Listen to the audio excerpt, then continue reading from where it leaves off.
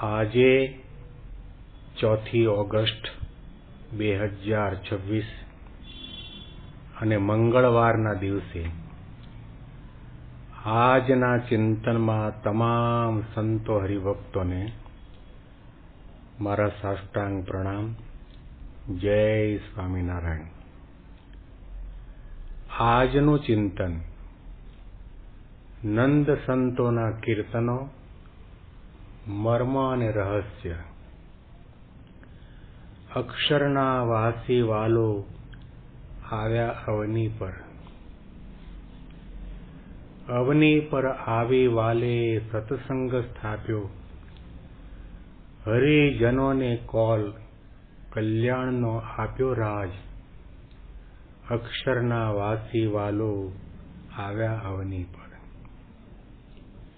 પ્રેમાનંદના સ્વામી આનંદકારી પોતાના જનની વાલે લાજ વધારી રાજ.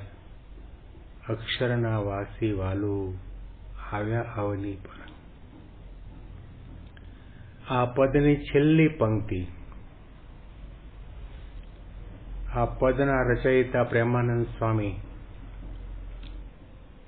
આનંદ વિભોર થઈને પોતાના આરાધ્ય ઉપાસ્ય દેવ એવા ભગવાન સહજાનંદ સ્વામી મહારાજના માટે કયા વિશેષણનો પ્રયોગ કરે છે? જે મારા સ્વામી છે, મારા નાથ છે, મારા પ્રિયતમ છે, મારા આરાધ્ય અને ઉપાસ્ય દેવ છે, એવા ભગવાન સ્વામિનારાયણ કેવા છે? આનંદકારી. શાસ્ત્રોના ગહન રહસ્યને બહુ સારી રીતે જાણવાવાળા સદગુરુ પ્રેમાનંદ સ્વામી પોતાના ભગવાનના માટે આનંદકારી શબ્દનો પ્રયોગ કરે છે. શ્રીજી મહારાજે પોતાના સમયમાં પોતાની પાછળ રાન અને વાન થયેલા સંતો પરમહંસોને સાટા જલેબી, લાડુ, મોહનથાળ જ જમાડ્યા છે. 114 પ્રકરણમાંથી પસાર કર્યા છે. એવા તાવ્યા છે, એવા તાવ્યા છે. કહેવું હોય તો કહી શકાય કે સોનાને પણ એટલું તવાય નહીં, એનાથી પણ અનંત ગણા પોતાના સંતો ભક્તોને તાવ્યા છે. કસોટીની એરણ ઉપર ચડાવ્યા છે. ખાવા ન મળે, માન સન્માન ન થાય, જ્યાં જાય ત્યાં હડધૂત થાય, તિરસ્કાર ન પામે, તાડન કરે લોકો. આવી પ્રકારની પરિસ્થિતિમાં પણ પ્રેમાનંદ સ્વામીને મહારાજના માટે ભગવાનપણાની કેવી નિષ્ઠા અને દ્રઢતા થઈ હશે. મારા પ્રભુ તો સૌ કોઈને આનંદ આપવાવાળા છે. જે ભગવાનના માટે, પરબ્રહ્મ પરમાત્માના માટે વેદો અને શાસ્ત્રોની અંદર એવા પ્રકારના શબ્દનો પ્રયોગ કર્યો છે. સચ્ચિદ આનંદમય બ્રહ્મ. ભગવાન કેવા છે?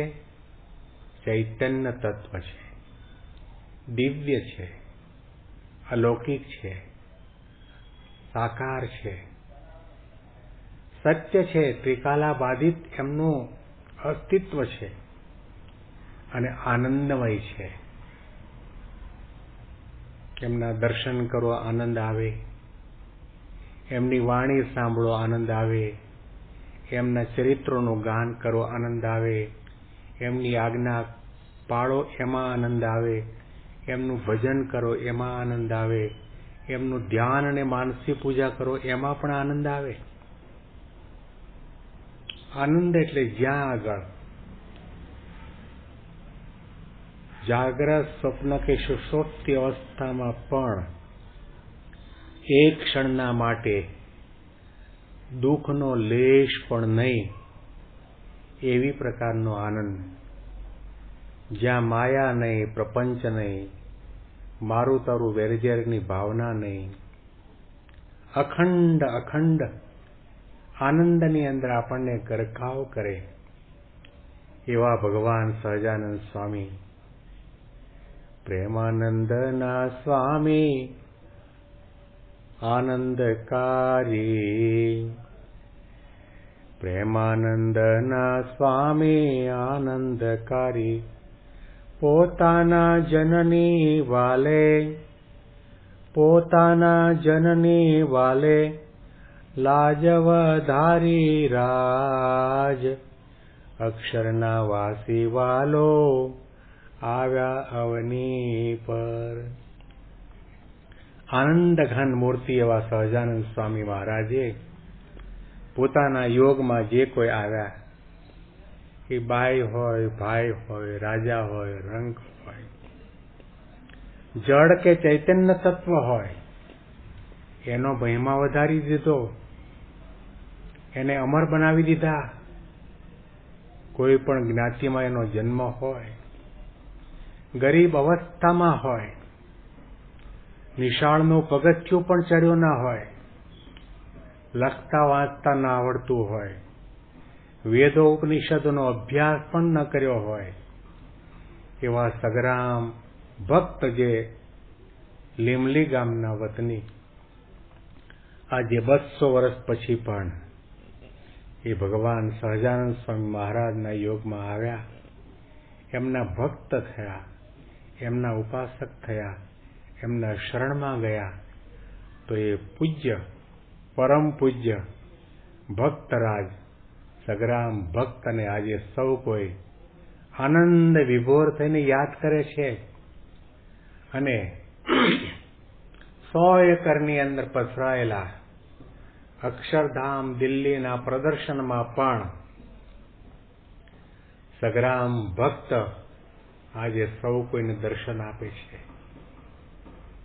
દાદા ખાચર હોય, લાડુબા, જીવુબા, જમકુબા હોય, ગંગામાં હોય, અરે બ્રહ્માનંદ સ્વામી, મુક્તાનંદ સ્વામી, પ્રેમાનંદ સ્વામી, દેવાનંદ સ્વામી, નિષ્કુળાનંદ સ્વામી, નિત્યાનંદ સ્વામી, ગોપાળાનંદ સ્વામી, વર્ષો પછી પણ આજે સેંકડો અને હજારો અને લાખો લોકો સવારના પથારીમાં બેઠા થતાની સાથે એમની સ્મૃતિ કરે, એમને યાદ કરે, એમના જીવનની અંદર બની ગયેલા નાના મોટા પ્રસંગોને યાદ કરીને બળ મેળવે, પ્રેરણા મેળવે, હિંમત પામે અને ભગવાન પુરુષોત્તમ નારાયણની ભક્તિ અને ઉપાસના કેવી રીતે કરવા એનું જ્ઞાન પ્રાપ્ત કરે. અરે જેની પાસે 3 ટાઈમ ખાવાનું અન્ન પણ નહીં,